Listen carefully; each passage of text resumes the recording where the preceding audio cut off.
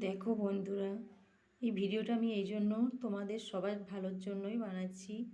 লাউ হচ্ছে খারাপ কিভাবে বুঝতে পারবে, সেই লাউটা তোমরা বাজার থেকে কিনবে না সকলেই যারা বাজার করতে যাও।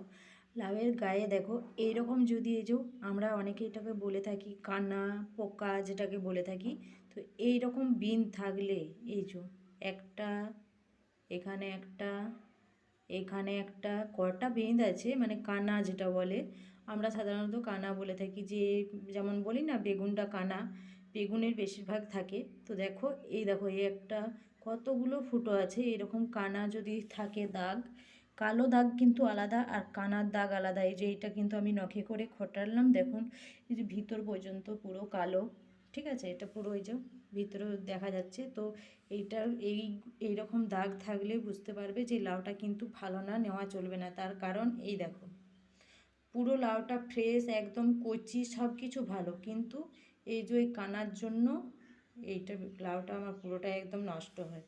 আমি প্রথমে এই দিকটা দেখেছি, আমি প্রথমে ভালো করে দেখিনি, তো আমি ভাবলাম এত সুন্দর লাউটা কেন এইরকম।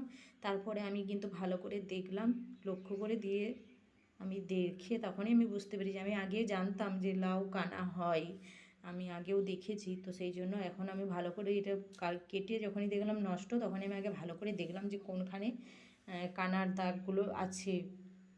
তার জন্য আমি তোমাদেরকে সকলকে ভালো করে দেখিয়ে দিলাম। বাজার থেকে লাউ কেনার সময় তোমরা কিন্তু সকলেই লক্ষ্য করে লাউটা কিনো। কেমন লাগলো ভিডিওটি অবশ্যই জানিও, ভালো লাগলে লাইক কমেন্ট শেয়ার করে দিও।